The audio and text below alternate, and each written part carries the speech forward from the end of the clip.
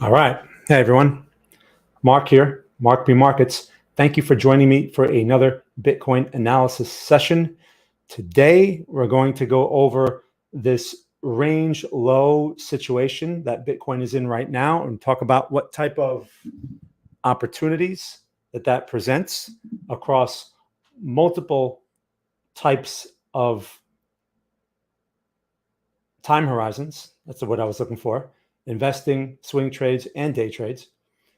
And then from there, we're going to take a look at swing trade examples. Now, I just want to mention a couple of things real quick before I get the stream started. Someone suggested to me, someone that pays very close attention to what I do and provides a lot of very detailed feedback, Dr. Kayak, sent me a suggestion saying, you always spend a lot of time on 1 minute charts, but not everyone trades 1 minute charts. It'd be nice if maybe you can show some swing trade examples for once. So I'm going to try that today. We're going to use the playback feature on TradingView, and we're going to take a look at some swing trade examples, and we can look at some other markets as well, not just Bitcoin. All right. So that's what we're going to do throughout today's stream. Now, again, if you're new, welcome. I usually begin with the economic calendar. So that's what we're going to do.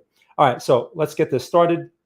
First things first. So this is for educational purposes only. For investment advice, please consult a licensed investment advisor. All right, next.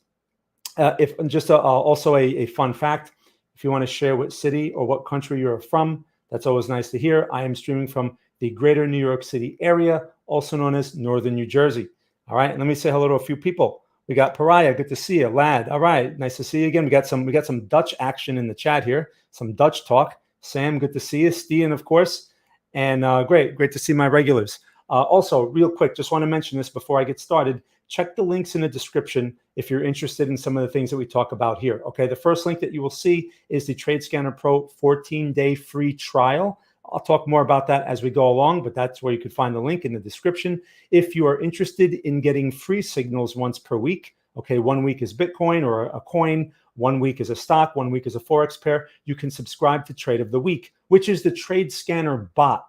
It's the same formula that the TradeScanner Pro uses, or the same concept, except it's a bot and it sends out signals by email. So you can get a free one each week, so you can sign up for it there. Also, if you'd like to check out the Discord community, there's a link for that as well there. Alex runs the free chat room, and he does a very good job at answering questions and also highlighting some interesting situations that are going on in the market. So please check that out as well. Another thing I want to mention is if you're interested in something like Bybit or MEXC, maybe you're looking for an exchange to trade on or whatever, and you're non-US, consider one of these affiliate links.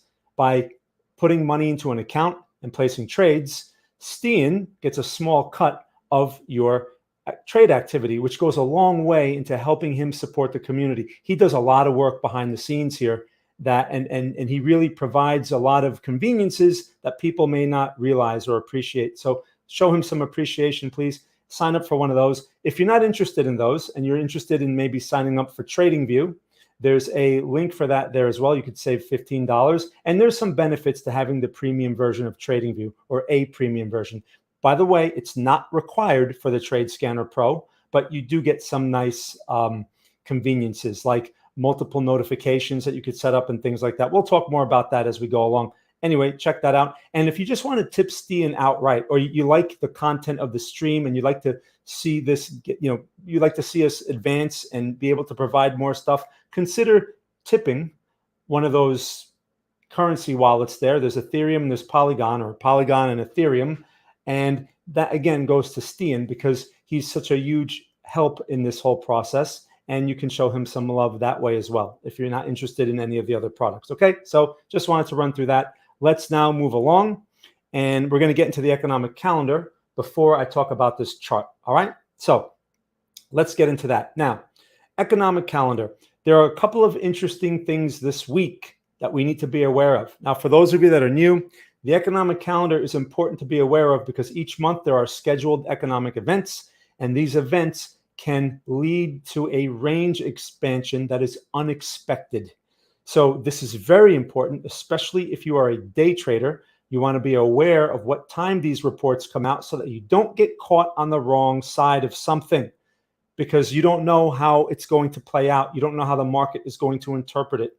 A very common mistake is people like to think that they know what the news means, but really it's not your job to know that. It's the market's job to process that. It's your job to adjust to whatever the market thinks. So anyway, let's talk about the economic calendar. So first thing we have is tomorrow, I believe, which is Tuesday, the 9th of July.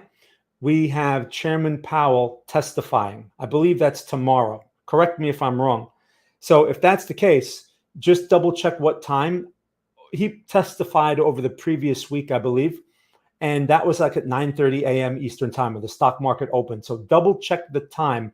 Now, the thing is, you don't know what he's going to say, and he can surprise the market at any moment. If the market is surprised, you can see a range expansion. It's usually very tough intraday movement when someone like him is speaking, because 1 minute he could be saying something that the market likes, and then next minute he says something the market doesn't like. So be aware of that, okay? Chairman Powell testimony. Also, we have tomorrow as well, I believe it's tomorrow, we have the Royal Bank of New Zealand rate announcement, their interest rate announcement.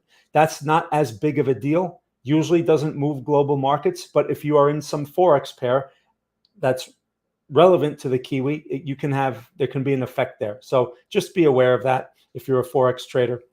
On Wednesday, we have, it skips over to Thursday, I believe is the next day. We have the CPI report, okay, which is the Consumer Price Index. That's a very important, next to like non-farm payrolls, that's probably one of the next most important report.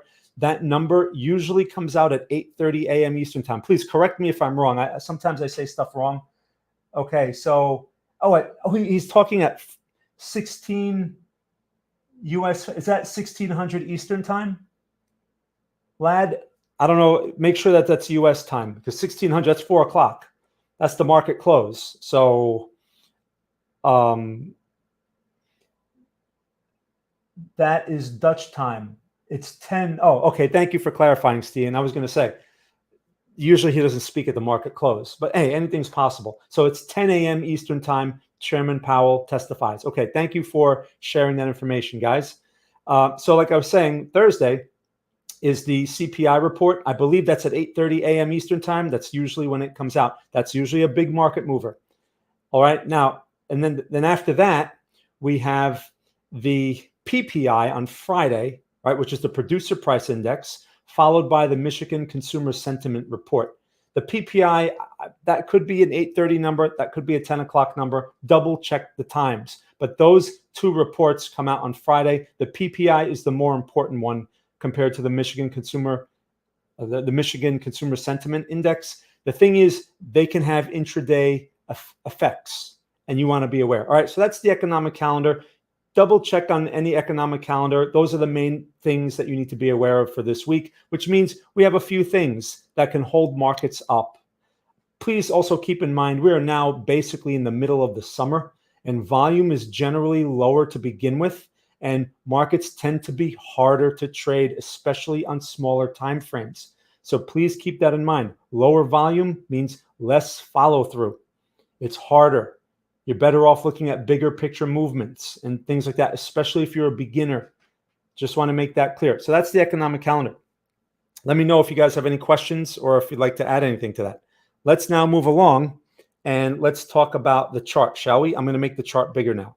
So this is the Bitcoin chart. I made some changes here. This is the Coinbase chart. This is the chart that I published on my TradingView article yesterday. Hopefully, not yesterday, on Saturday. Hopefully you read that. We have some changes that took place here, and that's why I like to go over this stuff. People always ask me, why do I just focus on Bitcoin? How come I don't look at other markets? Well, Bitcoin is pretty much the main market when it comes to cryptocurrencies. Not all coins follow Bitcoin, but Bitcoin generally has an effect on the altcoins. So you should be aware, whether you trade something like Chainlink or some other nonsense coin or toilet paper coin or whatever it is, they're going to be affected by Bitcoin movement. So you should be aware of Bitcoin levels. You should be aware of general trends in Bitcoin, but you don't have to go nuts getting all consumed with nonsense news and the garbage that fake gurus like to push on you. So let's get into this, shall we? So first thing I want to mention is, you see these arrows on my chart, right? I want to point a few things out about this. So recently, I called the trade on TradingView, like what, 2 weeks ago or a week ago, like right around here with this inside bar. See that? I called it a long, and I said 64K was pretty much that's what its expectation was. It never actually made it to 64K, but it came very close, right? So I drew this arrow over here pointing out in my article that there was a warning if you took that long, or if you were long thinking, you know, oh, this thing is going somewhere. The warning was what? Anyone want to tell me? I want to see if you guys are paying attention. What was the warning on this time frame if you knew what to look for? Because there was a very clear warning here. And this is why I do these trainings, I do these sessions, because I can't hold your hand. I can't go all the time online and say, oh, look at this, look at that, look at this. You guys need to be able to spot something like this. And it's not hard to spot. It's on your daily time frame. What is that? Anyone want to answer? Steen, you can answer too if you want. Steen usually knows all the answers. What is that? That's what this arrow is pointing to over here. What is this candle right here? What is the significance of this candle? What is that? Anyone want to chime in? And also, if you don't know, you can say, I don't know. Now, it's not only just the candle. There are really two pieces of information here that you should be aware of when this is unfolding. Now, let me do this. Bearish pin bar, Steen says. See that? Yes, the pin bar. This is a key piece of information. Now, most retail investors and traders are unaware of this. They're too busy looking at their RSI. They're too busy listening to their favorite fake guru and all that other stuff. And they completely miss what the market, who is the most important piece of information, is trying to tell you. The market. At the time, it looked like this. Okay? That's what it looked like at the time. That is a bearish pin bar. But more importantly, it's where the pin bar occurs. This here, 64K, is a known resistance. It was a support. It became a resistance. I've pointed that level out numerous times. We've been fooling around that level. And when you get a reversal, like a bearish pin bar, in the vicinity of a resistance, that means you need to do something. Now, there's no way to know. One of the points in my article was there's no way to know what kind of outcome you're going to get from this, except that there's a good chance you're going to get some type of selling activity. But how far can it go? There's no way to know. So all of these frauds, let me take this away there. Thanks, Kai. All of these frauds, no, that's a pin bar. That's a pin bar. I mean, the correct name is actually a shooting star. But you don't need to be all wrapped up with the names. You don't need to do that. All you need to know is it's a pin bar. There's a long tail on the top. That's all you need to know. No need to complicate things, right? So the fact that it occurred off that resistance, again, is a heads up. It's like, hey, you better do something here. And your choices are very simple and limited. Exit a position if you're long.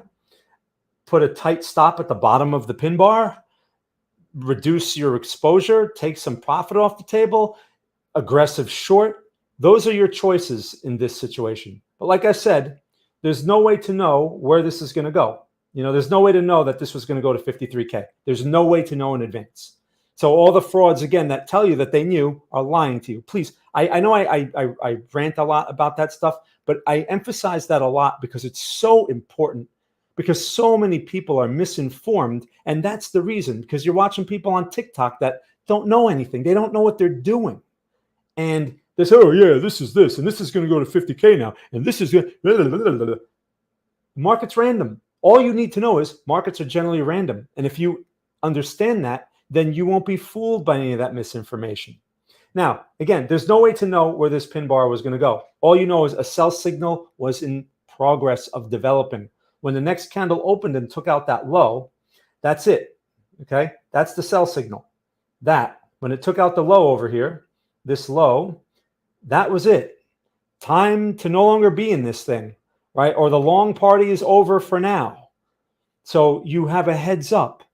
Please be aware of those things, because again, it's the resistance that was the key, the location. If this pin bar occurred like, you know, over here somewhere, then it wouldn't really matter as much. but it occurred here, right below a key level.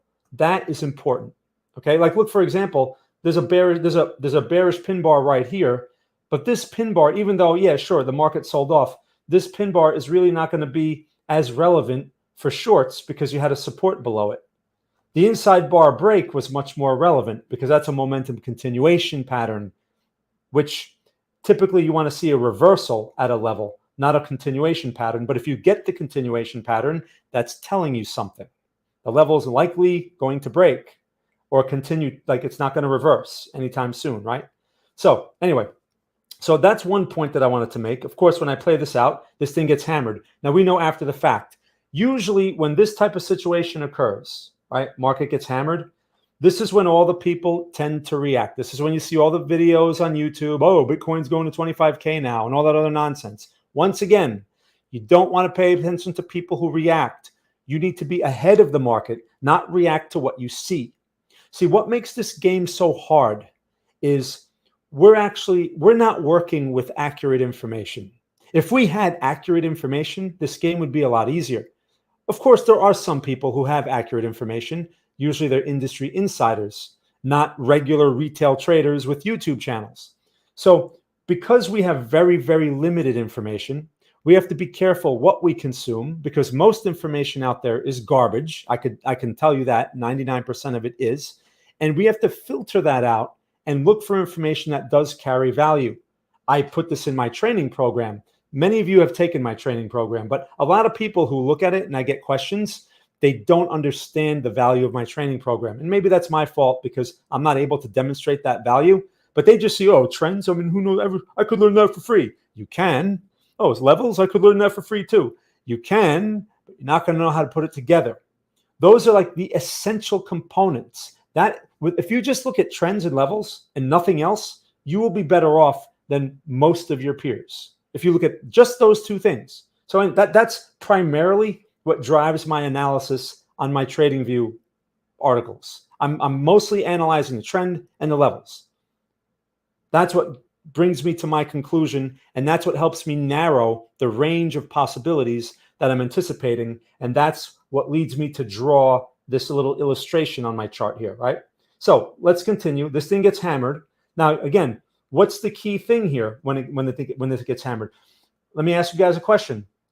When it gets hammered like that, should you guys be like, okay, well, how far is this going to go? Like, what do you think the next step is? What should you do in this situation? Anyone want to answer that question? And you can say, I don't know also.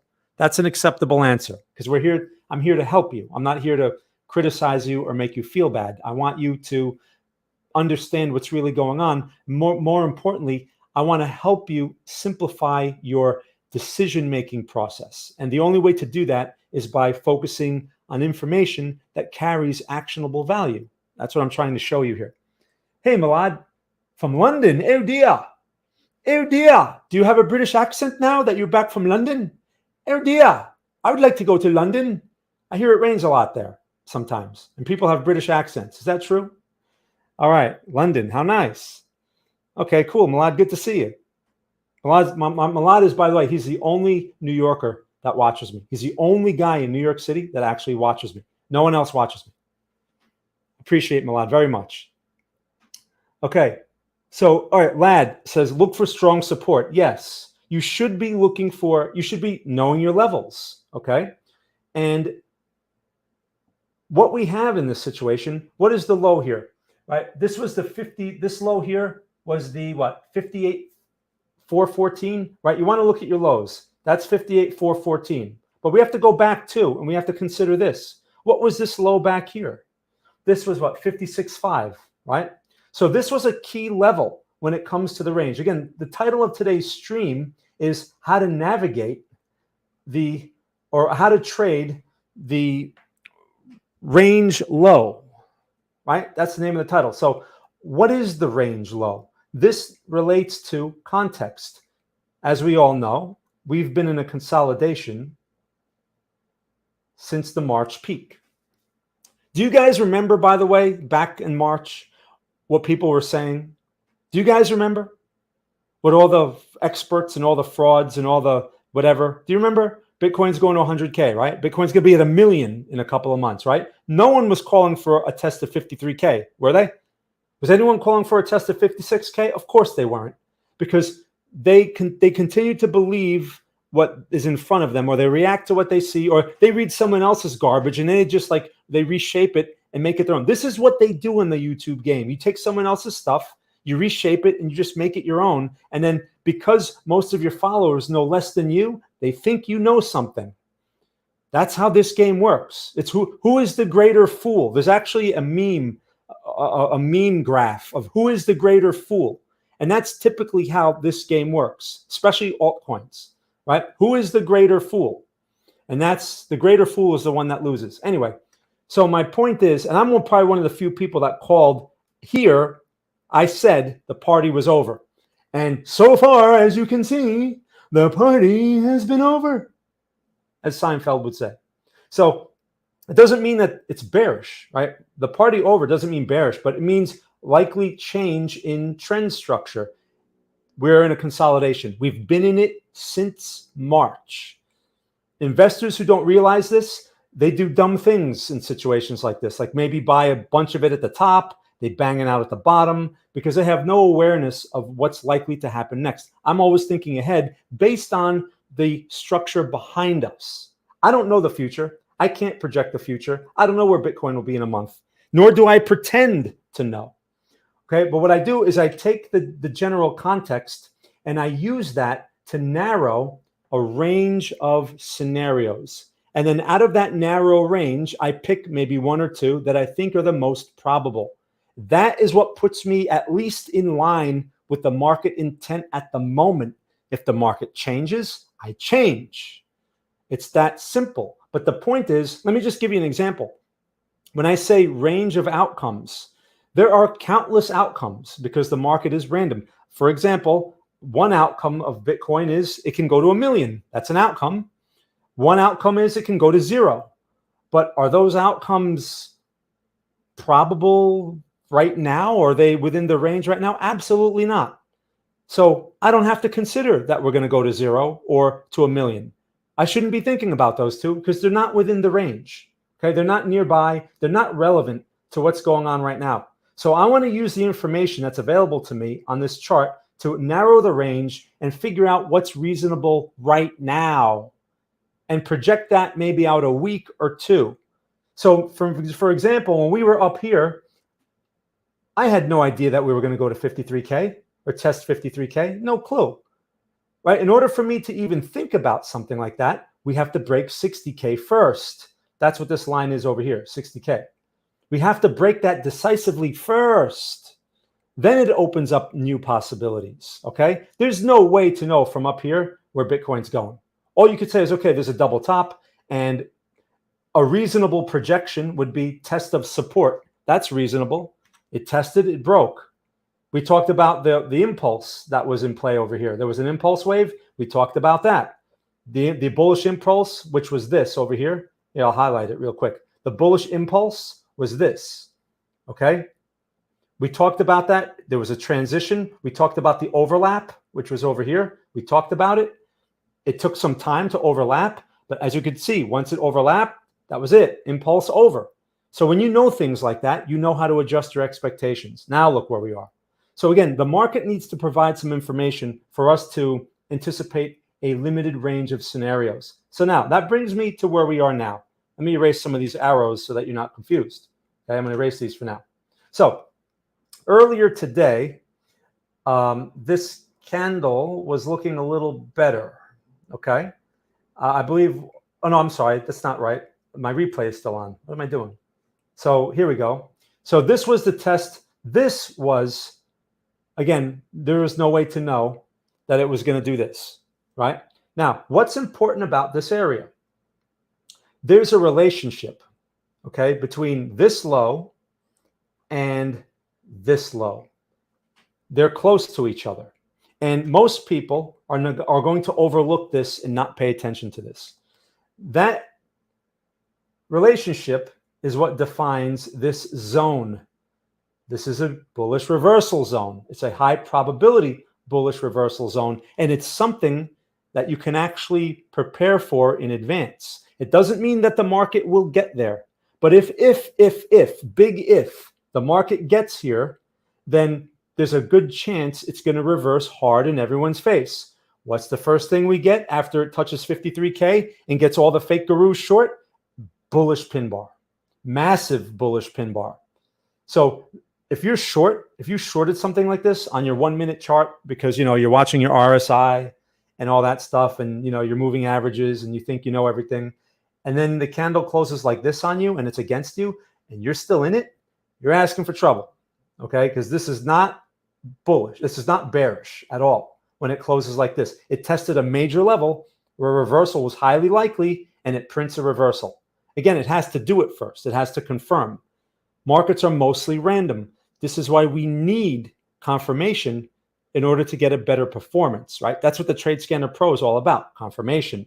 Anyway, so let's go a little forward here. All right, so we get this. This is when I started writing my article. It took out the high of this bullish pin bar. And like, oh, okay, that's a buy signal.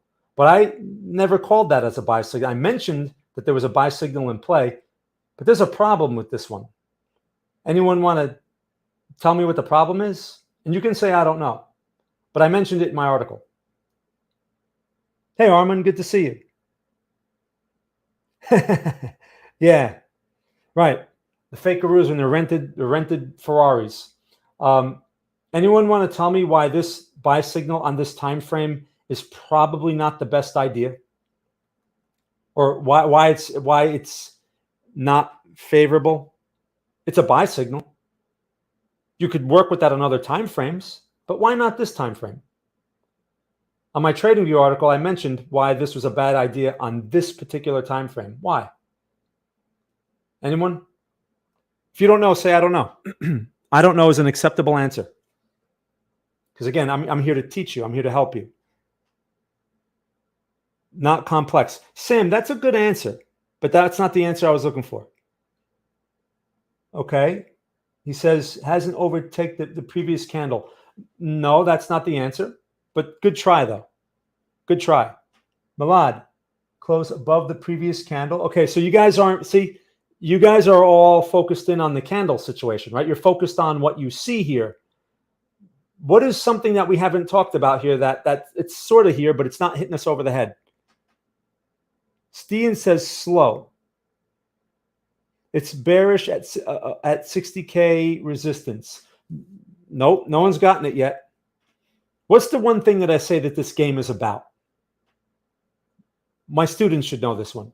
What is this game about? Is this game about making money, or is this game about something else? What is this game about? Let's see if someone gets it. That's the hint. The beginner. Managing risk. Unboxing channel. You got it. Managing risk. Managing risk. This game is about risk. The problem with this buy signal, and I wrote it in the article, is the risk is too high on this time frame. The risk is too high. What's the risk? Well, if the long signal was here on the break of the pin bar high, okay, 57,515. My risk is this pin bar, which is very wide compared to, I called the signal a week earlier. Look at this inside bar. I called the trade over here, right? I called this long on my TradingView article. Look at this risk. It's tiny. Okay, so relatively speaking, this risk up here was like 2,000 or 1,500 points. I forget what was. I'll just measure it right now. 61,122, and the bottom here is 59,868. So roughly 2,000 points, and the objective for that trade was 64K. So you're looking at 3,000 or 4,000 point potential profit if it at least pushed into 64K, which it never got there, but that was the objective. So the risk made sense taking that trade. And at least there was some green. You could have at least broken even on it if you were using a trailing stop, like with the TradeScanner, stuff like that. So there was some possibilities there. Here, your risk is enormous on this time frame. What is the risk? The size of the pin bar. 57,515 is the high. The low is 53,499. what is that, 4,000 points almost? Something like that. That's huge. In fact, I can measure it. I'll just take this little measuring thing over here and I'll do this. All right, so what is that? That is about 3,900 points, a little over 3,900 points, right? Compared to this previous risk here, which was like not even 1,200 points. Do you see the contrast? That so would take, and so you say, okay, what's the problem? But the problem, why is that risk high? High relative to what? Relative to the objective. The objective here is 60K, right? So if you're buying this thing right here at 57.5 and it goes to 60K, you're looking at what, 2,200, maybe 2,200 points of potential profit. So if your objective is 2,200 points, that's what you're looking to make. That's if it works out, but your risk is almost 4,000. That's not a risk worth taking. Even though you say, oh, but I'm at 2,200 points. That's money. I want to be rich. I want to drive a Ferrari. I'm taking that trade. Right. But it's the risk that matters, because if the trade goes wrong, which is a good chance that it goes wrong, you get hammered, right? If you stay in it. So again, to be very, very clear about this, this is the risk specific to this time frame. You don't have to trade the daily time frame. There's a bullish signal here. So when you have a confirmation tool like the Trade Scanner Pro, you don't have to work on the daily time frame. You say, oh, I'll go to a smaller time frame and I'll see what kind of opportunities are there, because the risk is lower on smaller time frames, but you can still participate in the anticipated bullish movement. 2,000 points there's plenty of opportunity there on smaller time frames. Does that concept make sense? Each time frame has associated risk. You must know what that risk is, and you must have a profit objective in mind so that you know if that risk is worth it or not. And if it's not, you go to a smaller time frame and you can find an objective that makes sense. And that's what we're going to do in today's stream. Okay, so does that make sense? So some very important lessons here. So as this thing played out, as you can see, right? Like if you got long this thing, you had to take some pain. Look at this thing now, right? Look what's going on now with this thing. So we're still fooling around in the vicinity of the reversal zone, which means what? We should be thinking long, right? On this time frame, at least, we should be thinking, how do I get long? Now, another thing I want to address while we're here is this level. This range low is also attractive not only for swing trades and day trades, but this is an investing level. I rarely talk about investing levels because often we are not at attractive investing levels. Often we're fooling around at ridiculously high risk levels, and that's where everyone wants to invest. Oh, should I buy up here? Should I buy at the high? It's going to go higher, right? It's going to 100K, right? The other fake gurus said so. How come you don't agree with them? So this is high risk. Now, again, just to touch on investing, when it comes to investing, and there's nothing wrong with being a trader and investor, but you have to know how to separate the two. Because risk, when it comes to investing risk, you're at much greater risk because you're always in the market as an investor. As a trader, you're not. So you're able to mitigate risk better. But as an investor, you have to understand market risk since you're always in, and things can change. So the way I like to think of it with dollar cost averaging, which, again, you can find out all kinds of information about that, but people don't give you any type of specific strategy or plan. It's just buy more when it goes lower. Great. Okay, that's the general idea, but you still have to account for risk. So just a couple of things real quick. The way I like to do that is, for one, you have a investment objective, meaning you have an amount of money that you want to put into the market. And you're not going to put it all in at one price because that would be extremely high risk. If it goes your way right away, sure, you're going to be happy, right? You buy 10K right here, and it goes here, and you're like, I'm a genius, okay? And then it goes here, and you're like, oh, I don't know now. And then it goes here, and you're like, I'm getting out of this thing. I'm going to lose my 10K, right? That's what happens when you invest it all at one price, especially when it looks good, and all your favorite frauds are telling you this is going to the moon, right? That's usually how they do it, the investors. Now, a more effective way to do it is you spread out your investment over time. You use time as your entry technique. So for example, on the 15th of every month, you're going to buy $100 worth. $100 is 1% of your $10,000 allocation. So each month you're going to allocate 1%. That's going to be your minimum investment allocation, which means you can buy that at any price. You just, doesn't matter what price it's at. On the 15th of the month, you just buy it, $100 worth. Doesn't matter if it's at new highs. It doesn't matter if it's near the highs. You're just trying to accumulate some. But here's where the plan comes in.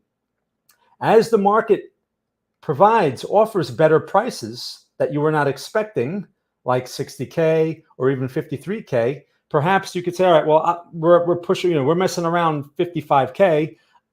I'm not going to wait till the 15th. I'll just buy my allocation today, but I'll buy $200 worth instead of $100. Because now what you're doing is you're averaging in, but you're weighting the lower prices, right? So for example, in a month, if Bitcoin is pushing 45K, which who knows, maybe it's pushing, right? And the 15th comes on, well, I got an even better price. And that you can justify, instead of buying 100, which is your minimum allocation, perhaps you buy $300 worth because you're getting better prices. That's how you want, that's a good way to do it, because you're getting a much more attractive average price over time because you're putting on more size at better prices. Okay, so anyway, real quick, that's what I wanted to mention. So let me know if you have questions about that. So this situation right here is ideal for what I just described. We're at low prices. This thing may break lower. And if you haven't made your monthly allocation, you haven't bought any yet, this is not a bad place to buy. You're pushing lows. Things look horrible. That's usually when you want to do it. Not when things look their best. When things look their best and you're like, but I want to get some. Okay, you go in with your smallest allocation, $100. So if you're in this situation, that $100 investment that you made at 73K is hardly affected. What is it? Maybe you're up like you only have $80 of it left or something. It's like $20 against you because you got a tiny allocation. It doesn't affect you emotionally, yet you're still accumulating a position over time. By the way, that technique is only advisable for quality assets. If Bitcoin goes to zero, which is a possibility, it's very remote, but if it goes to zero, you're going to lose all your money anyway. This DCA method is not good for most altcoins, okay? Unless you understand that they can go to zero. You have to accept that. That has to be a scenario that you account for. That's why you have a limit to how much you invest. It can go to zero.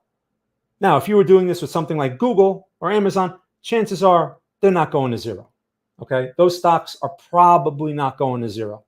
But if you buy some nonsense biotech or some nonsense penny stock that was pushed on you by some moron, it can go to zero.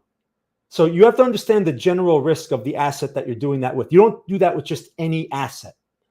Just wanted to make that clear, right? Because most of these things are high risk. So you do have to kind of give it some sort of category of risk, and you have to label that. Don't listen to what other people tell. Oh, Bitcoin's a blue chip. Bitcoin's going to be at 1 million. Don't worry. Like Michael Saylor will tell you. Yeah, okay, thanks, bro. Thanks for telling me it was going to 53K. All right. So again, don't pay attention to that. You have to decide what kind of risk you can afford, and you have to keep in mind that all of these coins and things are typically high risk assets. They are not blue chip nonsense. Blue chip is IBM. That's blue chip. A stock, IBM. The company's been around forever. They produce products. They make money. That's a blue chip. People are they have so much misinformation today that they don't understand even what an asset is, or they don't know how to assign some kind of general level of risk to it. So please keep that in mind. And if you don't have $10,000 to invest, you don't invest in it in something like that. If that $10,000 vanishes, you should be like, all right, well, that was investment capital. I can afford that. If a lot of people, they just throw money in hopes of, well, this is my way to solve my financial problems. Bad idea. I know you heard that before, but I just have to mention it. Okay, anyway, enough rants with fake gurus and misinformation. So this Bitcoin situation, I just want to point one more thing out before we get into the trade scanner. This is the anticipated scenario, the narrowed scenario. Basically, what is a double bottom in the failed low vicinity. This is how you trade a range low, okay? You wait for a pattern in a situation like this, because keep in mind, Right now, this momentum is bearish. Yes, we got a pin bar. That's good. And as Sam mentioned earlier, there's no complex reversal. Yes, he's correct about that. A complex reversal would be this, a double bottom. That's what you want to see. And you want to see it followed by a confirmation and then some sort of clear-cut reversal. That's what you want to see. And that was going to present some opportunities. Of course, you're going to want to get in at the best prices. And your profit objectives for something like that would be, again, what? The 60K resistance, because old support becomes new resistance. Not 80K, not 100K, not some nonsense number, 60K, because that is what is in range and that is what is within reason. That's much higher probability than 80K, even though maybe Bitcoin will be at 80K in a year. I have no idea. I don't pretend to know. There's no such thing as magic money. No one knows. You know who knows? Nancy Pelosi knows, because she has better information than you. So until you have her grade of information, you have to accept the fact that all of us here know nothing. I don't care what you subscribe to. I don't care what you follow. We all know nothing. The market knows everything, and it's our job to gain clues and use probabilities to manage risk. And if you can do that effectively, your chances of profitability over time are greater. That's all I can tell you. If you don't do that properly, I mean, your chances of losing in this game are extremely high to begin with. This game works against us. Understand, this game is not for us. This game is for us to make others rich. It's not for us to do well. We like to believe that dream. That's a dream that's sold to us. Otherwise, if they told us the reality of this game, no one would play. We would not. We'd be like, I'm not doing this. I want to make this guy rich. I'm not going to win. This guy's going to take all my money. Right? And then we're not. But people sell us these dreams, and that's why we're in this game. Okay? So anyway, and then we start to realize that there's more to it and this and that. And if you have a passion for the markets, like I talked about during my student meeting, that's really what's going to help sustain you during this, because it's a hard learning curve. I'm trying to minimize it and make it as easy as possible for you guys to go through this, so that you don't have to go through all the suffering and pain and frustration and losing money that I had to go through. But there's still effort required. And if you don't have like a passion or an interest in this, go sell shoes. You'll do better selling shoes. Okay. This is not the game for you. I get people that sign up for my Trade Scanner Pro and they cancel within an hour. And when I see that, I'm like, oh. Or if they sign up and they're so impatient, I get 3 emails before they get their invite. The invite takes an hour. I get 3 emails. Where's the invite? Where's the invite? I'm like, this guy's going to fail. This guy is going to quit, because if you can't wait an hour for something that there's no money at stake, and you can't even wait an hour, and you're going to wait for the market to do stuff, the market is not as nice as I am. Okay. So anyway, just wanted to point that out. If you have those, if you see those, if you're aware of those flaws in your personality, do yourself a favor, quit now. All right. Anyway, so I've talked a lot about this chart here today. You guys pretty much understand what's going on now, right? You guys understand what you should be looking for in this area over the next few days. It may be developing here, but what I want to do now is I want to get into how do you navigate this on smaller time frames, because that's really a key component of this. There's lots of opportunity on smaller time frames, right? The larger time frames like this, opportunities are going to be a lot less frequent. But when you see like a pin bar on your daily time frame and that pin bar high gets taken out, you better believe there's going to be swing trade and day trade opportunities inside of this vicinity. And that's where you need help, right? In this vicinity, there are going to be more opportunities, but you need a tool, right? And that's where the Trade Scanner Pro comes in. You can use other tools, whatever, but I made the Trade Scanner Pro particularly for active traders to help identify and confirm these type of opportunities. So what I want to do today, like I said before, I'm going to turn off the replay thing here. All right. What I want to do is I want to talk about more swing trade scenarios using the Trade Scanner Pro. So let's switch gears. If you guys have questions, let me know. Okay.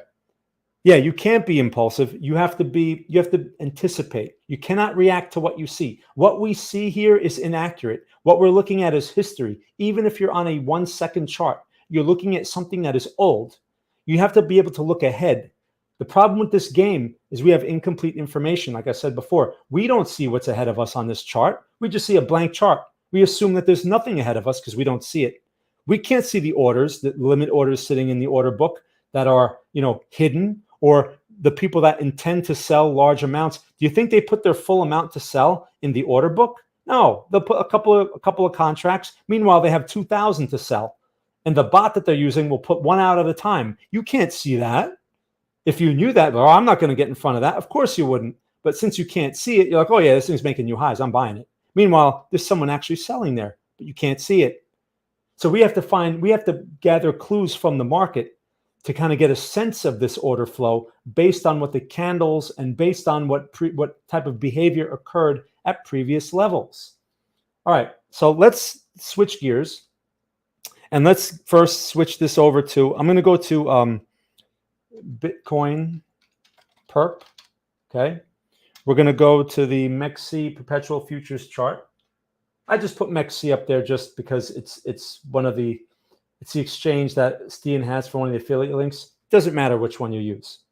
All right, and now I'm gonna minimize this chart here, and we can see this is the Bitcoin 1 minute chart. Okay, as you see, I have the trade scanner on here, and what I want to do is we're gonna go through the steps. Now, in my previous student meeting, if you guys haven't seen it, it's on my YouTube channel. It's on there. You can see it's over the. I conducted that on Wednesday, and it was about the 5 steps that you can use with the Trade Scanner Pro to minimize random signals. All right, so I'm not going to go over all the steps right now. You can watch that video. But whether you swing trade or day trade, you should be going through those steps because those steps help you avoid taking trades for the sake of taking trades. That's the whole idea. The Trade Scanner is not a forecasting tool. It's a confirmation tool. It waits for certain criteria to be met, and then it gives you order suggestions. Now, so let me explain how it works real quick, like I normally do, and then we're going to go over a swing trade example, okay? So the Trade Scanner works in 3 steps. In fact, let me just make this bigger again.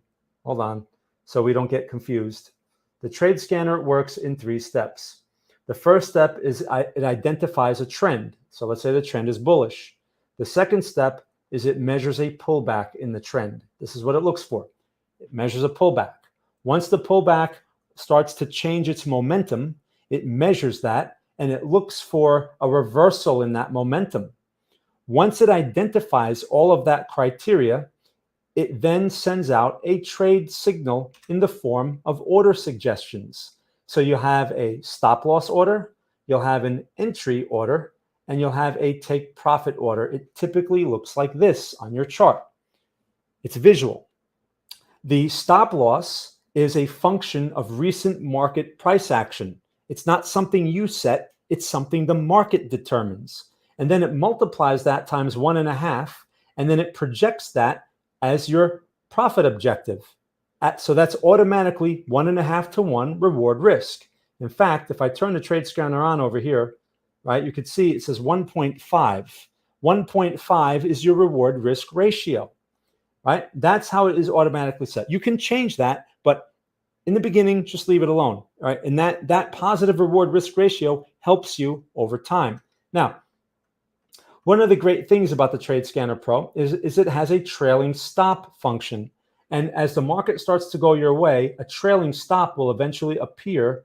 And every time the candle closes, the trailing stop will move. Eventually, it reduces your risk the whole time. And eventually, it starts to follow the trade if the trade is a runner. That right there is how you capitalize on the random nature of the market rather than losing money as a result of it, right? Because we don't know how far the market's going to go. So you let this thing tell you. You don't think anymore. You let this thing just follow the price, right? Now, another great thing about the Trade Scanner Pro, which the Trade Scanner bot doesn't have, just to be clear, on the website, we have a Trade Scanner bot, which sends out similar signals, but it sends them out by email. The Trade Scanner bot follows trends only, and it only works on larger time frames, like the 4-hour. That's what it sends out. The Trade Scanner script gives you the ability to spot counter trend signals. Counter trend ignores the trend, and it'll call this reversal right here. That can be very valuable, that type of confirmation, when it coincides with levels that you've determined in advance. So that was part of the 5 steps that I went over in my student meeting. So again, watch the student meeting. It's very insightful.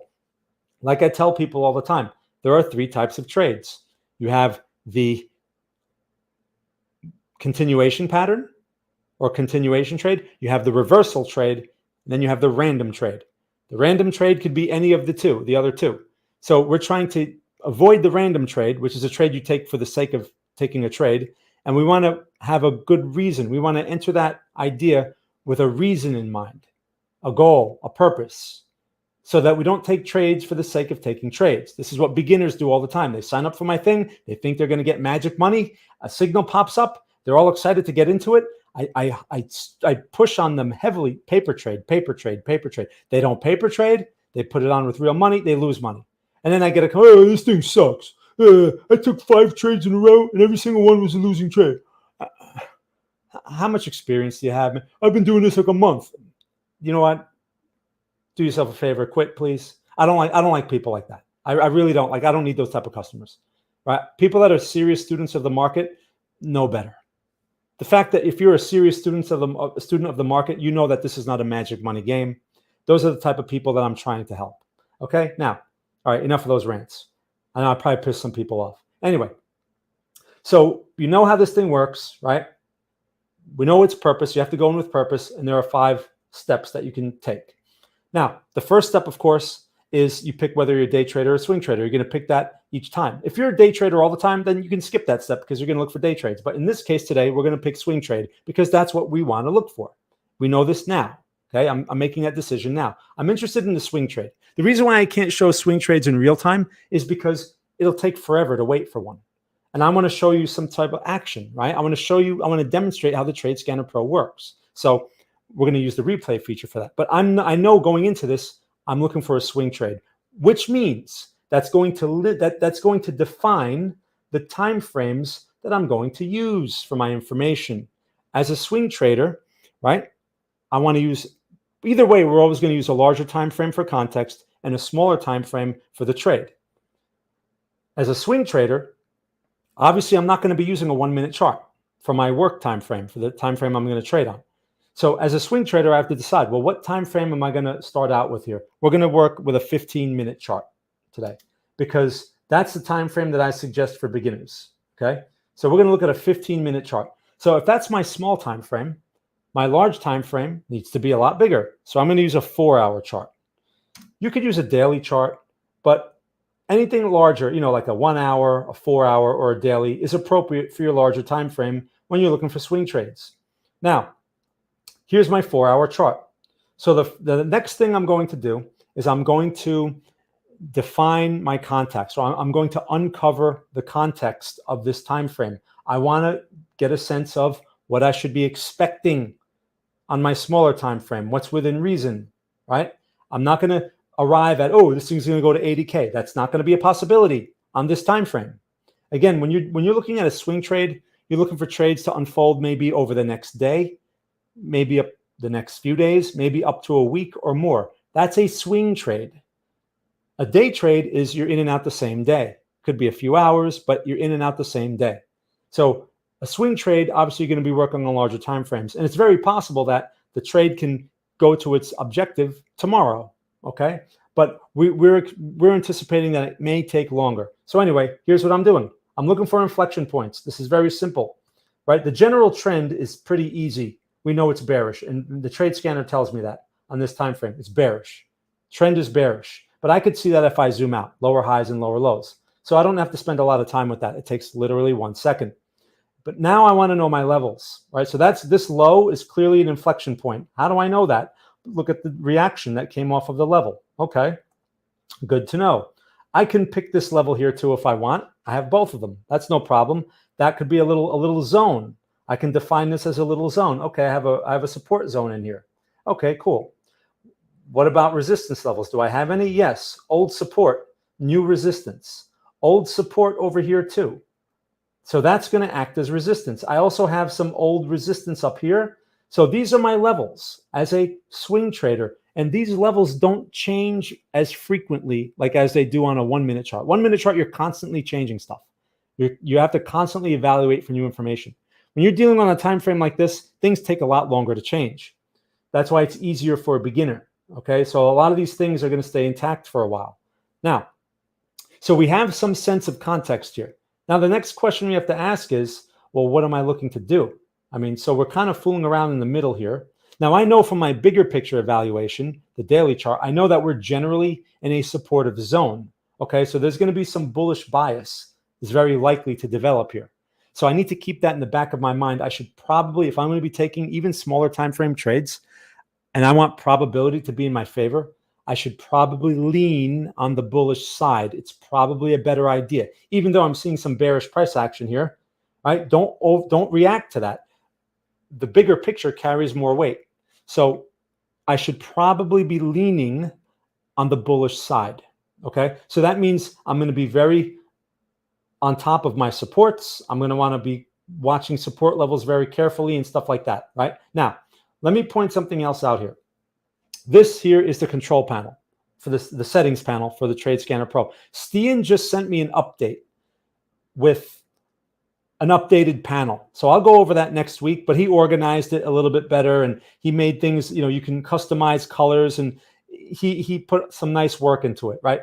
But this is the one, so this is like the old panel now. The new one is just, there's more choices in it, right? To customize stuff. So we'll go over that. But what I want to point out here is, right, we want to turn on our historical trades.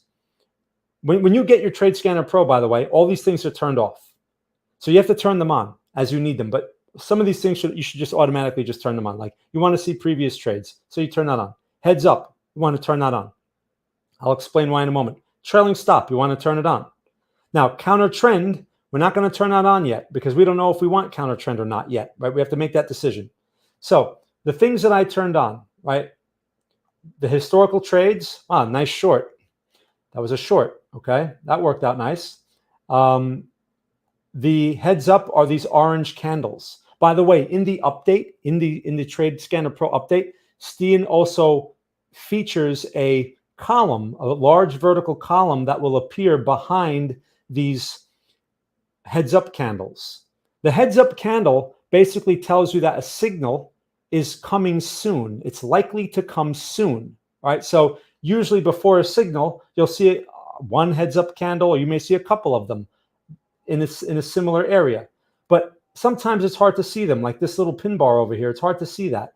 So it'll put a vertical line on your chart. You'll see like a vertical column on your chart. So you'll know, oh, heads up. Okay, you can't miss it that way. So nice ad by Stian. Anyway, so you got the heads up there, right? And what we want to turn that on because we want to know, are we getting any heads up in this area here? I don't see any. But the thing is, we're in trend mode. So we have to decide, do we want to be in counter trend mode or do we want to be in trend mode?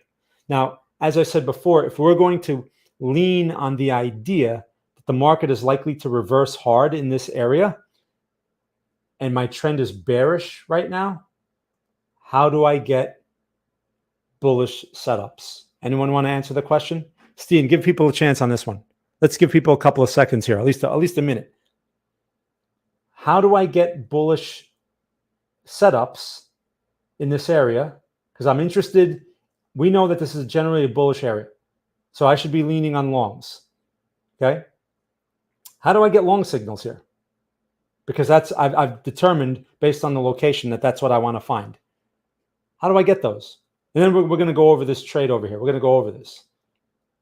Okay. But how do I get them? Anyone? Anyone?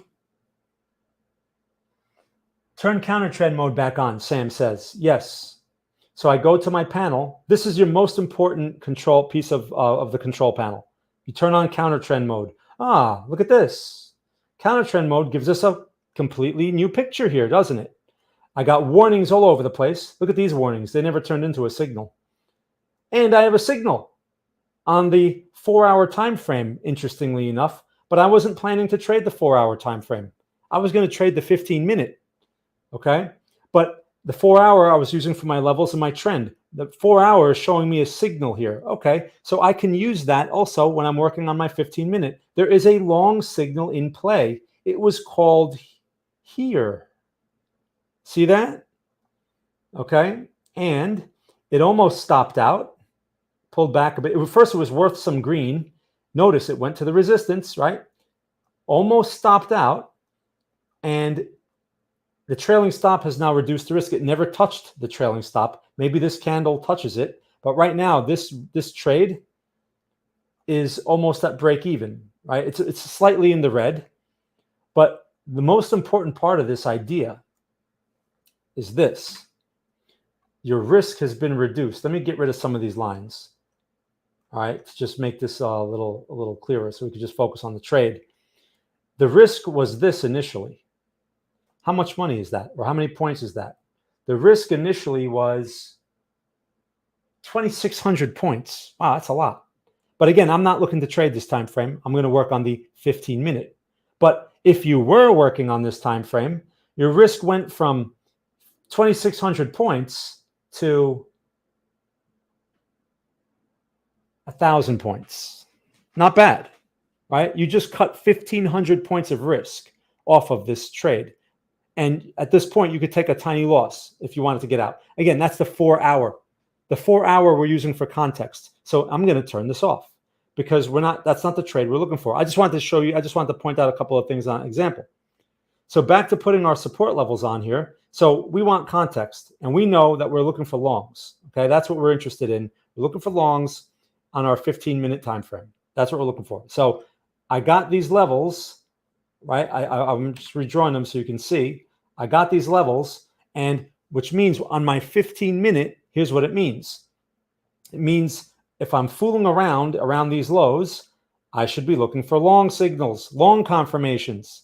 If I'm fooling around at these highs, maybe it's an aggressive short.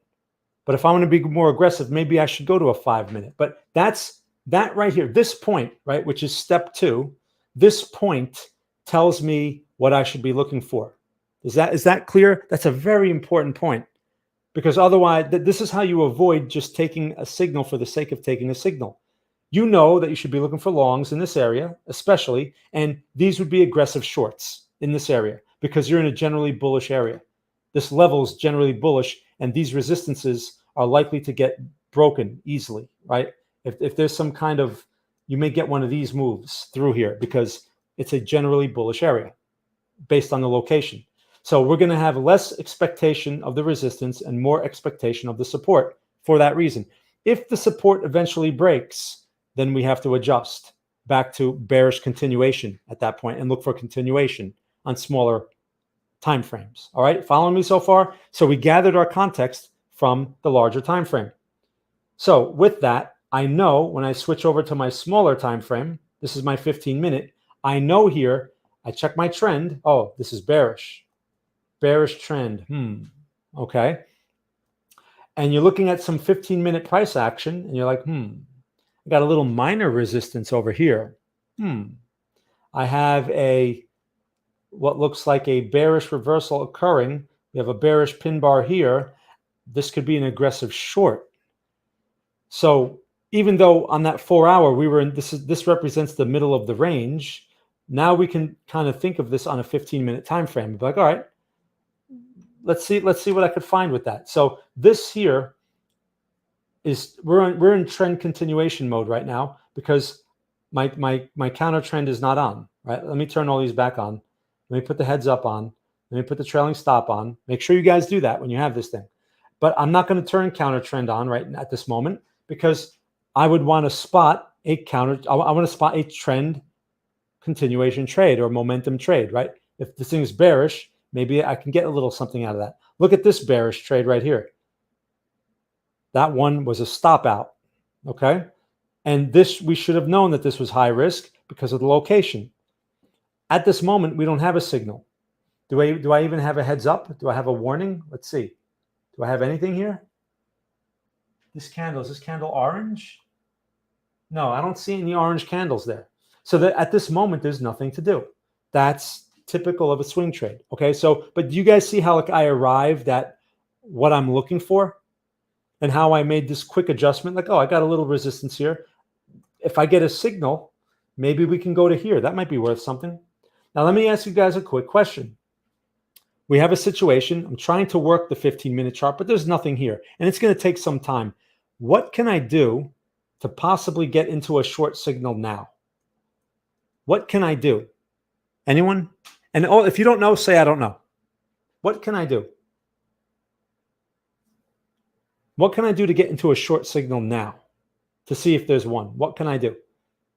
Now, I told you guys we're working on the 15-minute, but sometimes it's good to have an open mind. Yes, lad. Look at the smaller time frame. Let's go to a 5-minute. Is there anything? What a surprise.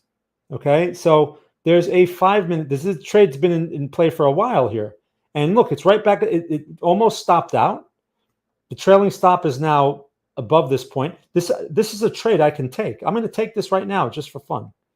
Okay, so let's go to my thing. I wasn't planning to take a trade, but let's just do this for fun. I'm going to short one. Okay, and this is more of a swing trade, but I'm being aggressive with it because I'm doing this on the 5-minute. I don't know if this is going to turn into anything, and this is not exactly the example that I wanted to show, but I'm still going to show you what I wanted to show you. So I'm in this short now. Okay, I took one lot. I'm not going to add to that. We're going to leave that alone, and we're going to turn this off because, and we'll see. But at the conclusion of the stream, we'll see where I'm at. Okay, but the thing is, my risk has been reduced on this trade. I'm not even looking at the full risk. The full risk was this. Okay, 374 points.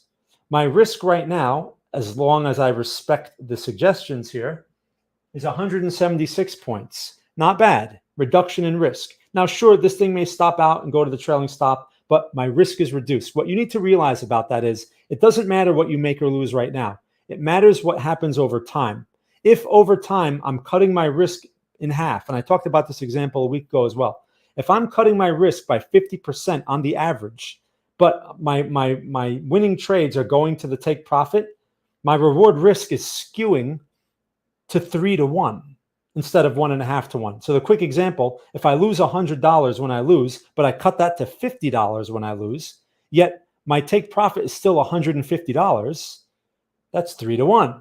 Okay, so that's the magic. If there's magic, that's the magic of the Trade Scanner Pro, is it helps, it constantly works to help you reduce risk, not take more risk, right? So it's oriented toward that, and that's one of the reasons why we developed it the way we developed it. I wanted to create a tool that would actually help you. I wanted to create a tool that would actually pay for itself, or at least give you a good chance of it paying for itself.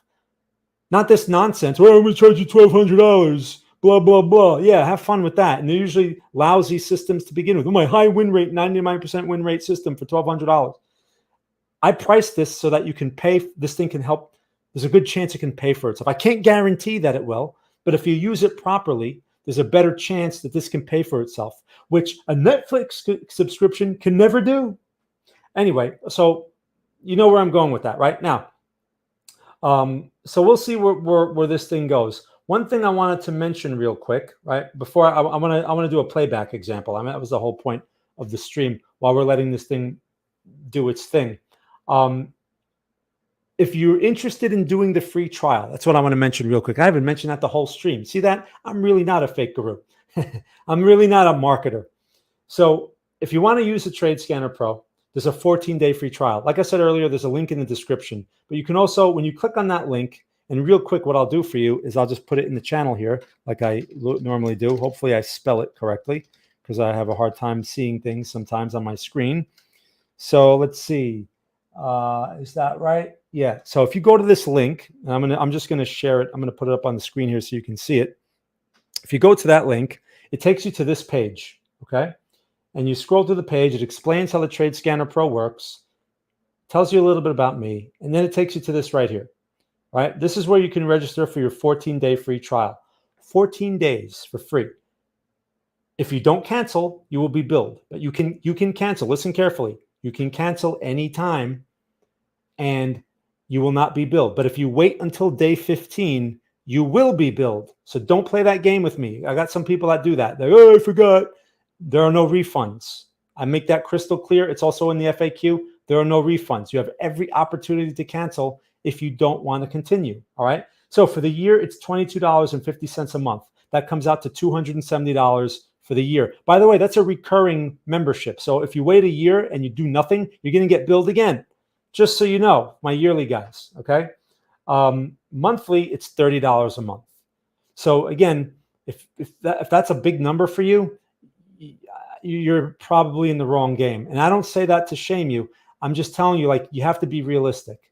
And $30 a month should be nothing. That's why I priced it like that. Now, that's an introductory price. I'm going to raise these prices. I know I keep saying that. I'm taking my time to raise them because I want people to be able to experience this thing. But I'm going to raise these prices as we come up with some new updates and things that are coming. They're in the pipeline. Like, we're going to do an extension where this thing produces support and resistance levels on its own. We're working on that. All right. Anyway, so you click on this here. It takes you to the sign up page, right? And by the way, when you sign up, it takes an hour to get the invite. So don't send me 20 emails after 5 minutes asking me where the invite is. It takes up to an hour. It can take less, but give it at least an hour. All right. You put your TradingView username, just your username. I don't need anything else. You put it in that field, and then you will get an invite within an hour, and you'll be all set. Then you can put it on your chart and all that stuff. Okay. I just wanted to mention that real quick. Now let's go back to this example. And we'll see by the close of the stream, we'll see if this thing is working for me or not. But this is not the example that I wanted to show you. What I want to show you is a playback. So here's what we'll do. We'll go back to this chart here. And what I want to show you is this is really where, as a swing trader, I went through all the steps. Okay. I went through all the steps. Here, let me turn this on. I went through all the steps that you should go through to arrive at a trade idea. Once you decide, okay, I'm going to be in trend mode or counter trend mode, all of your decision making has pretty much been done. There's nothing left to do. There's no more thinking. Step 4, you're just waiting for the signal. That's it. Not jumping around, not checking this, not checking that, not checking Bitcoin dominance. You're simply waiting for the signal. That's the confirmation. Once you have that, you enter the trade. And now step 5, you manage the trade.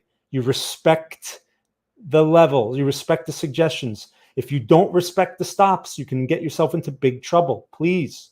And also, I always suggest paper trade this. You paper trade for a week or two, paper trade for as long as you need. Don't put real money on the line. Get a feel for this first. Okay.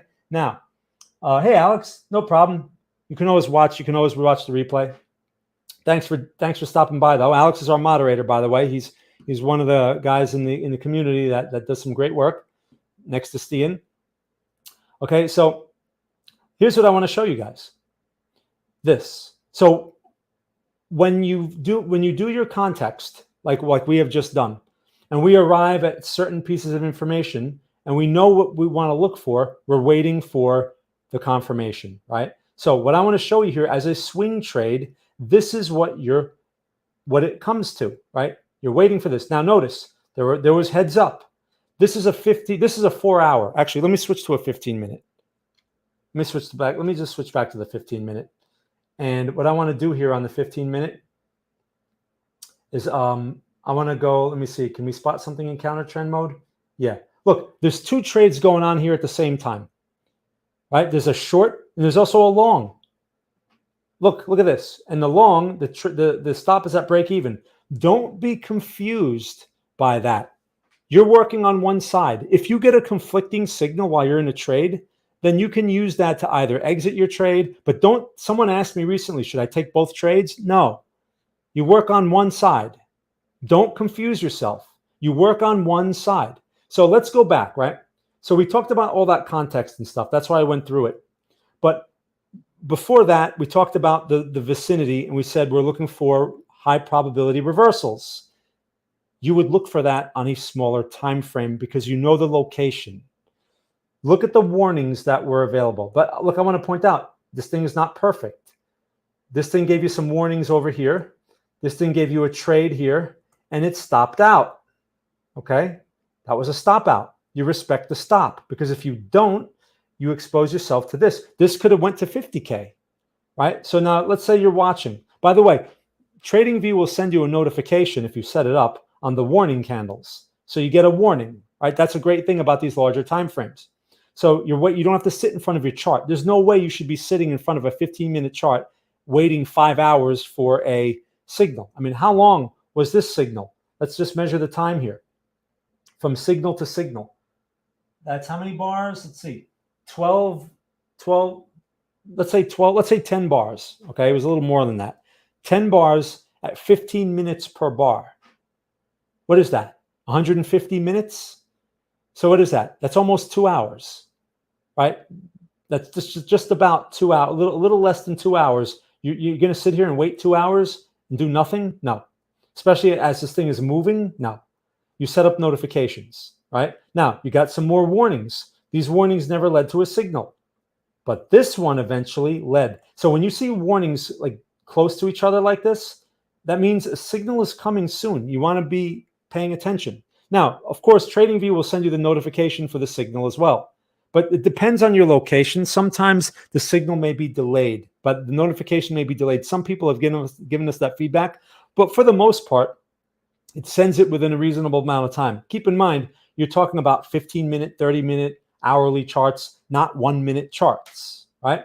So when you get the signal, it doesn't mean you have to be in a rush to tap into this thing. So here's what I want to do. We're going to replay this trade because let's say you were prepared for this trade. This is what it looked like at the time. Okay? You had done your context and you're like, okay, we are in a location for longs. I'm getting my notifications that are telling me that a signal is likely to come soon, and I'm in a location where a long is likely. I'm watching very carefully, right? You're watching your emails for notifications or whatever. Maybe you're watching the computer, whatever, you get the idea. Bullish pin bar on a warning, interesting. Now, if you're super aggressive, you can take an early entry, but I'm not going to talk about that here, okay? Because you can also get in trouble that way. Like if you bought this one early, you would have taken some pain. Anyway, so let's just say you're going to be conservative and you're going to follow the plan, okay? You're waiting for your signal. So again, about 30 minutes goes by here, 45 minutes, and there's the signal, okay? You're like, So signal comes out, and notice it pops up a bit. This is a 15-minute bar right here, okay? That's 15 minutes. It pops up, and then it closes as a bearish pin bar, which means you got plenty of time to get into this thing. You don't have to rush. It's not going to run away without you. There should be no fear of missing out. There's plenty of time, usually, with these larger time frames. If you were on a 1-minute chart, that's another story, right? So now let's advance this a bit. Look at this. So it was red first. See, it was red, and then it turned green. That's over 15 minutes. So you had this bearish pin bar first. People, most likely, your 1-minute novices watching their RSI, all getting short, right? And then they get squeezed, right? It squeezes in their face. Meanwhile, you're looking for the long. You're prepared for the long. In fact, you have a long signal. Now you're trying to work that, perhaps trying to get a better price. Maybe, you put like a limit order over here or something, or as you see it become a pin bar, maybe you see it goes back up to the entry price. You say, okay, I'll get in now. You can do that. You have some flexibility here is the point, okay? And then this candle closes strong. If you're not in by this point, I mean, you should try to at least be in by this point. Like the break of this high, if anything, you should be in at that point, okay, if you're going to take that signal. Now, your profit objective is very clear. That's one of the great things about the TradeScanner Pro. You know in advance where you should be getting out. There's no more thinking now. There's no interpreting. You're not watching some stupid oscillator and I think it's a buy signal. No, it's all laid out for you. Your decision-making has been simplified. Your confirmation is in. You had done your homework previously. You know what's going on. You simply manage the trade. That is all you do. Look at the trailing stop. It has appeared. Your risk is now starting to be reduced. Now you wait. Another 15 minutes goes by. Okay, all right. Another 15 minutes goes by. Okay, you're going grocery shopping now, and you're checking your phone every once in a while. Ooh, that one doesn't look so good. But okay, it's nowhere near your trailing stop. The trade is still green, assuming you took the entry. Okay, now you're driving home. You're checking your phone, which you shouldn't be at the light, and you're like, okay, all right, it's still we'll see what happens when I get home. Okay, so far it's doing its thing. Perhaps you say, oh look, I could maybe enter another contract or something, or buy a little bit more because we just touched the entry price again. That's for more advanced traders. And look at the trailing stop. Your risk, which was originally 733 points on a 15-minute time frame. That's kind of a lot, but that's your risk.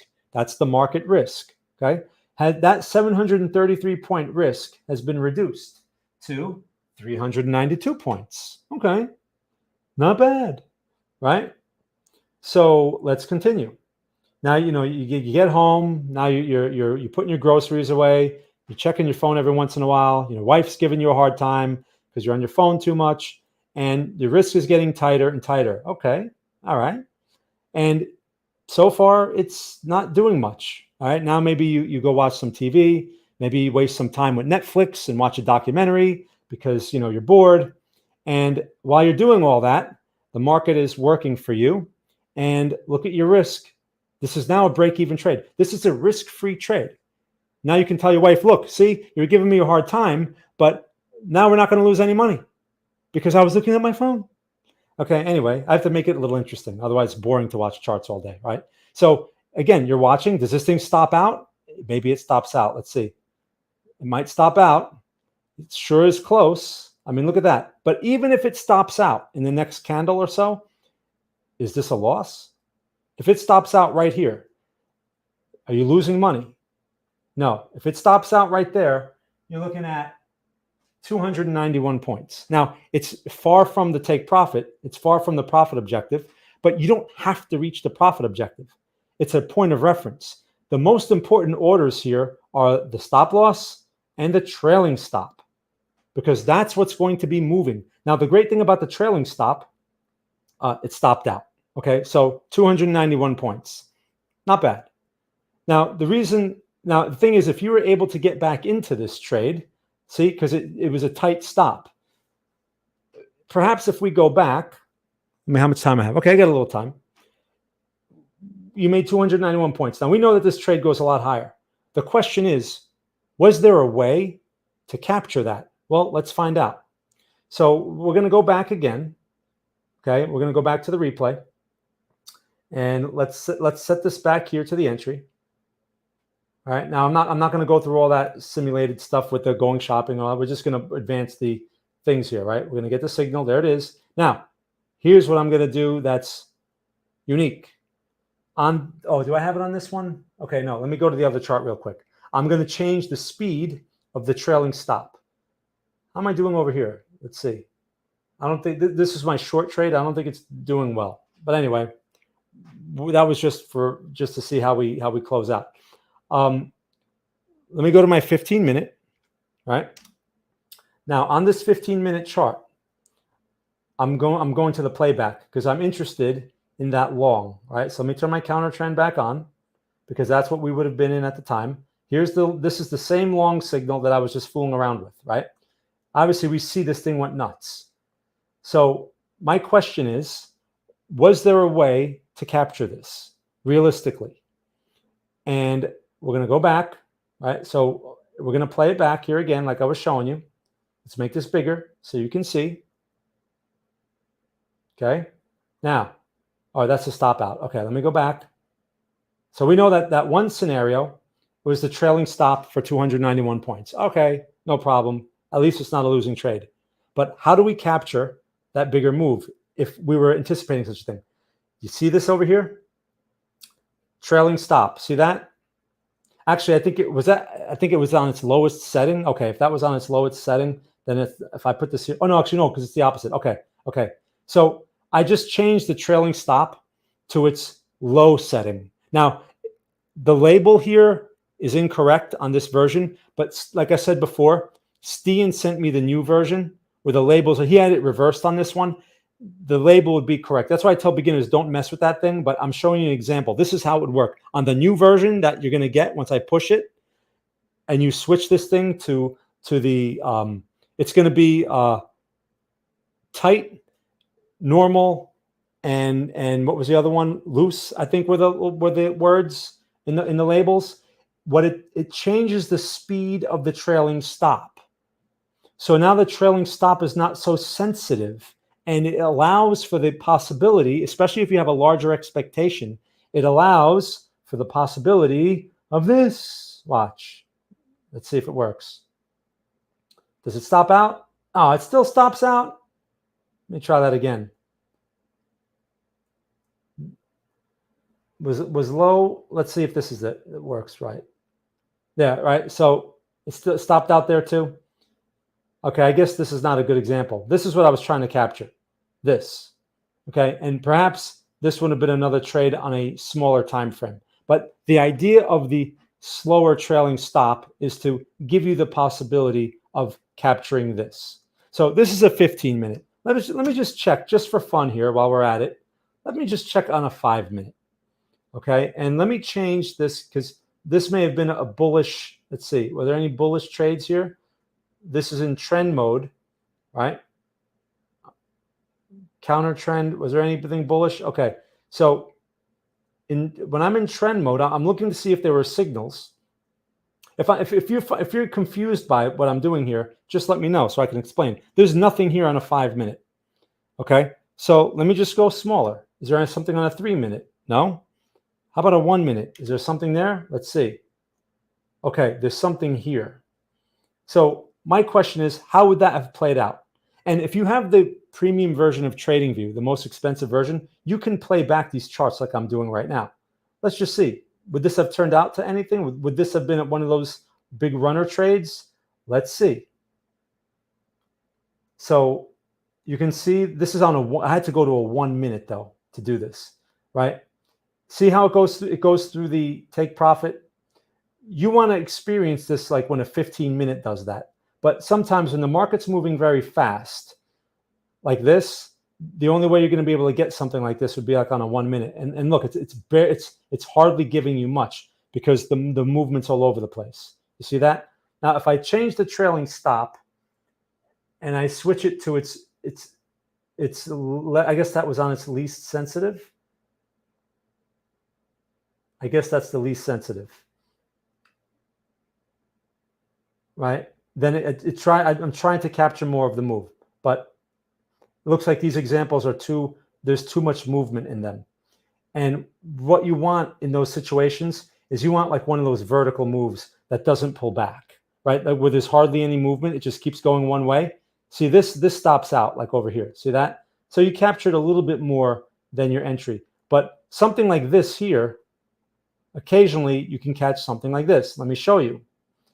But I want you to imagine this on a larger time frame, not having to go to a 1-minute. Notice I'm on a 1-minute and there's no signal here, but I got warning. So when you see that, how do you capture those? You have to go to a smaller time frame. That forces me to go to like a 30-second. Okay? On a 30-second, okay, look, there's something there. On a 30, is this feasible for a beginner? Probably not. But let's just see for fun. Okay? So I'm gonna turn this back on over here. Let's just see. Does it deliver one? Because this is the beauty of the trade scanner. It went to the stop right away. Okay, these movements are going to tap that stop out right away. Even if I put it to the lower sensitivity, it probably will. Let me see. Let me try that again. But the controls on the new one are going to be more clear. Let's see. Is that a more sensitive trailing stop? Let's see. We'll find out here in a moment.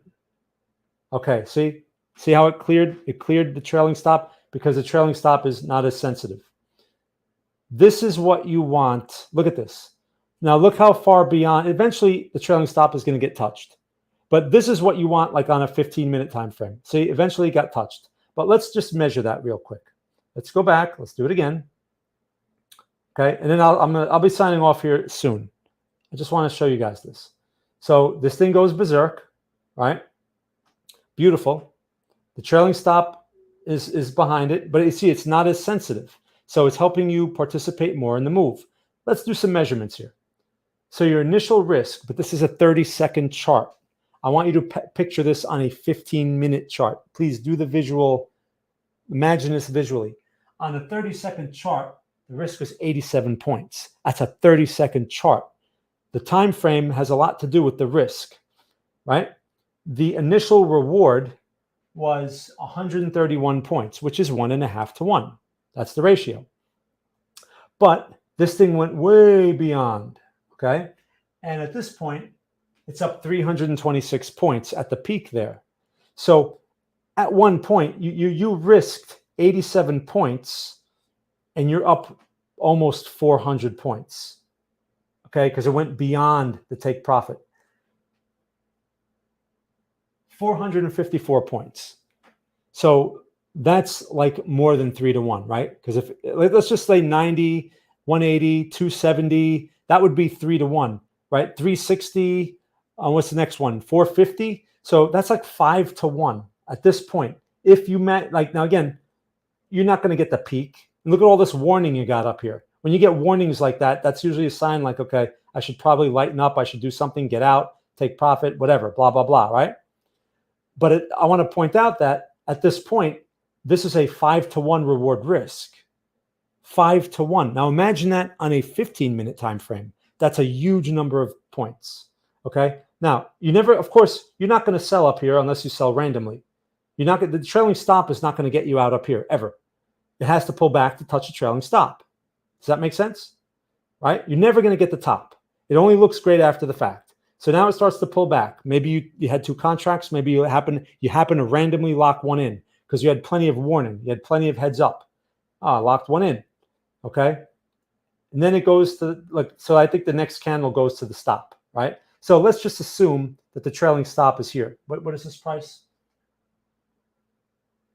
Let me just measure that.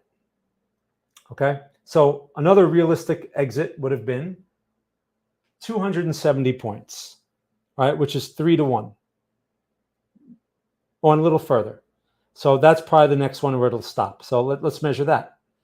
So this here is, all right, so 297 points basically. So 300 points. That would have been a realistic exit. You risked 87 points. But because the trailing stop ran, you captured way more than your initial reward risk. That is the magic of the trade scanner when it works. It doesn't always work that way. See, then it stops out.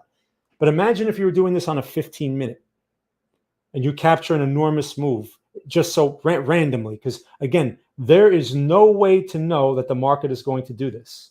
There's no way to know. Most of the time, it's not going to do this. Okay. But occasionally it will. And the Trade Scanner Pro gives you a visual framework that can at least open the possibility of capturing more of a move. Does that make sense? Okay. Oh, thanks, Stian. Tight, regular, and loose. Those are going to be the appropriate labels. Okay. Okay, cool. Any questions? Do you see how that works? Now, I wanted to show you guys, I was hoping to capture a 15-minute example of this, but hey, this is the market. When the market's moving fast, I have to show you on a 30-second chart.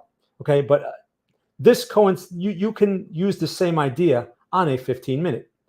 Okay, the same idea. It's just your movements and your risk and your reward is going to be much greater. All right, let me refresh this chart. So let's see. Is that trade stop out of mine? I think it stopped out. This is a 30-second though. Let's go back to the 5-minute. I think I took that trade on. It's a 5-minute. And let me turn my mode back on. Right. I think we were in trend mode. I think this is the trade that I took from back here. Yeah, and it's not, as you can see, it's not doing anything. Yeah, I remember I took the trade. I took the trade over here. I took this trade. And as you can see, all right, so as I've been talking, let's just see how this trade played out. It's against me slightly. My initial risk, remember, my initial risk on this time frame was 381 points. Now, this is a 5-minute chart. That was my initial risk. But my risk now, thanks to the trade scanner, is 156 points. So I cut my risk more than 50%. Thank you to the trailing stop. That, if there's any value to this thing, that's it. People want 90% win rate that is going to go here. All right, that's your novice. That's the guy who is better off selling shoes. Okay, not you. If you can recognize the value that this thing is reducing your risk constantly over time, you should see a dramatic improvement in your performance, but it takes time. We're talking over 1,000 trades, not 5, not 10. So please don't have that novice mentality. I hope that you can have more of a professional view of this thanks to my streams. I want you to have more of a professional perspective, how to work, how really to work this game, how to win in this game, what's effective, what works, what doesn't work. Why does this tool work? How is it going to benefit you? This tool, just looking back, beginners have a hard time with this tool because they don't understand its value. I'm trying to demonstrate it. But more experienced people here, like Sam and Steen and Alex and a few other people that have been following me for a while, they can appreciate the tool because they've been doing this for a little while. It's not like decades of experience, but if you've been doing this maybe a year or more, you realize that there's more to this game than following an RSI, right? And I'm trying to show you what that more component is. It's not particularly complex, but you do have to separate yourself from all of your peers, which is very hard to do because we all start out the same way. We start out inside of the herd mentality, and it's hard to recognize that we're in the herd mentality because we can't see anyone else. We can't see what anyone else is doing. If you think of an actual herd, animals running, one animal starts running, and then they all start running, right? They all start following each other because they see each other, and they're all reacting off of each other. In the markets, what's actually happening is we're reacting all to the same stimuli. And because fear and greed stimulate the same type of human behavior, we all act in a herd. That's standard human behavior. As a professional, you have to recognize that implied by the price action and the incomplete picture that we get. We have to infer that and then associate risk with it. And then from there, we can justify taking a risk. And we have to decide, is this risk worth taking? Like I pointed out before, the long on the daily time frame is not exactly worth taking, at least for me, because of its objective. So you put these components together and you're much better prepared. The trade scanner helps you with the confirmation part, which is probably the hardest part. Now, so all you have to do is basically arrive at an idea and wait for the trade scanner to confirm the idea. Make sense? So again, all right, so I'm going to leave you guys with that. Again, if you want to subscribe for 14 days and try it out for free, I highly recommend going to my YouTube channel, watch the student meeting that I put on there, the 5 steps to better trades, so that you could use the Trade Scanner Pro properly. You can go through the 5 steps rather than taking a random signal for the sake of taking a signal and then complaining to me that this thing doesn't work and that, all that other novice nonsense that people like to email me about on occasion. So again, I want you to use the tool effectively. That video covers that. There's also other videos. When you get your welcome email, there's some videos in there as well that you can watch. That'll help review these concepts that I went over. So you go to the link here that you see on my screen or in the description. It takes you here, right? And you have a choice. You can pay for the year. You could subscribe for a year, which is you're saving 25%, or you could subscribe monthly, which is $30 a month. That $30 a month price is going to go higher. So do yourself a favor. If you like it, lock it in, because once it goes higher, and you decide you want to get it at that time, I'm not going to give you the lower price. You have plenty of time to get this thing at $30 a month, which is a very good price for this type of tool. I should be getting at least 50 or 60 a month for this, at least. Okay. But I set it at 30 because I want people to be able to make back their subscription fee. Okay. And if you do this properly, like I said, there's a greater chance of that. So you go here, you press this, you go to this form, you fill it out, and you make sure that you put your TradingView username in here so that we can send you an invite automatically, and give it at least 1 hour. Please be patient. Practice your patience. Very important. Usually you get it in less than an hour, but at least 1 hour, you'll get an email that says your invite has been sent. Okay. And then you can put it on your chart and all that other stuff. Make sure you watch the videos and make sure that you paper trade. Paper trade. Don't trade with real money. You can use this in Forex. You can use this for stocks. I was hoping to show a stock example, but I got to wrap this up, man. I've been talking all day. All right. So guys, again, June monthly student meeting, 5 steps to better signals. Thanks, lad. Yes, this is on my YouTube channel. I just published this. This was conducted like a week ago on Wednesday. Okay, so check that out. It's a little long. And then I take some trade examples that completely don't work out, but it was a time of day. I explained the whole thing, but it's the 5 steps that I want you to consume. It'll put you in a better position to use this tool. And I want you to use the tool effectively. Again, my goal for this tool is to help you simplify your decision-making process and help you unplug from the herd so that you can think in more of a professional perspective. It makes me happy when I get feedback or emails from people saying to me, wow, this thing, I really helped me out so much, because I remember what it was like when I was in that situation 15 and 20 years ago. Okay. It sucked and I had no one to really help me. And I had to spend over a decade in trial and error trying to figure out what works, because 99% of everything you will try will not work. That is the way this game is set up.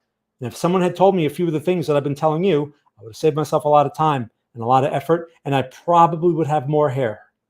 Okay, so take advantage. Okay, enjoy it, and I'd love to hear feedback and stuff like that. And also, when I push the new update, which next couple of days I should be pushing that, make sure that you go to the TradingView profile for the TradeScanner Pro and press the boost button so that you'll get a notification when I update the script. Okay, and then to get the update, you have to remove it. You have to go up here and remove the script from your chart, and you have to put it back on.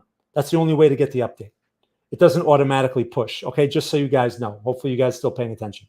All right, so I'm going to close this trade here. I mean, it's slightly in my favor, but as you can see, it takes forever, right? I'm on a 5-minute chart. Imagine if this was a 15-minute chart. We'll be here all day. All right, so I'm going to close this. It was small green. I mean, let me turn this back on. Let's see. Okay, I'm up like $37. All right, whatever. All right, I'm going to buy it back. Okay, so let's just buy it back. At least it wasn't red.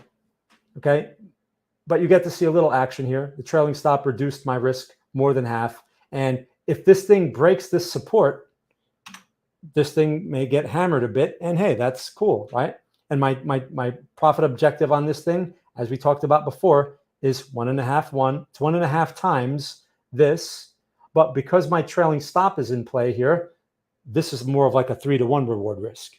Okay, because like I said before, you keep taking trades like this, where you're cutting your risk in half, thanks to this visual reference, your reward risk gets skewed higher over time. Okay, guys, so I don't see any other questions. I hope you got something out of my stream here today. If you have any questions, you know where to find me. Okay, you can find me on in the Discord community. You could send me a private message there. You could send me a message on TradingView. I usually get to these in a reasonable amount of time. You can also send me an email at mark@markpremarkets.com. Also, if you like the stream, press the boost button, press the like button. It helps the YouTube algorithm, I guess, or at least I should just say that. If you want to tip because you like the content, consider one of the links that we have in the description, one of the wallet addresses that goes to Stian again because of his great work. And it's nice to show him some appreciation. And that's that. Also, watch out for imposters and fake me's. There are people out there that like to impersonate me because I have a good reputation. And if I ever reach out to you personally, whether it's on Twitter, on Discord or whatever, on wherever it is, Facebook, I'm not even on there. It's not me. I don't reach out to you initially. I just have to say this every time. I don't reach out to you initially, and I don't ask you for money in a private message. I do not do that. Let me emphasize that. I do not ask you for money in a private message. If I'm asking you to sign up for something, it's to the website I just showed you, the Market Signals Pro website and all that stuff. I do not ask you, I do not send you a link to some other website, and I'm never asking you for like $1,000 and all that other nonsense that I hear about. Okay, people getting scammed. Please don't get scammed. Okay, so I just have to put that out there so you're aware. Block the person, report the person, do something. Just don't give them any money. All right. Is there any trade? Well, you must be just tuning in now. I'm about to sign off. There's a trade in play right here. Look, in fact, I took this trade earlier. I got out because I'm not going to sit here and watch this thing for the whole day. But the exit is right here. Go back and watch the stream. Okay, obviously you haven't watched the stream. The entry is this blue line, which the trade is in play right now. The trailing stop is right here, and that's it. There's a 5-minute short that's in play right now. Okay, and we were originally looking for longs, but because we have a minor resistance here, say, hey, let's give this a try. But initially, our purpose was to look for longs because of the location. Again, watch the stream. All right, again, so thanks for joining. Hope you got something out of it, guys. Enjoy the rest of your day, the rest of your evening, wherever you are in the world, and thank you very much for watching.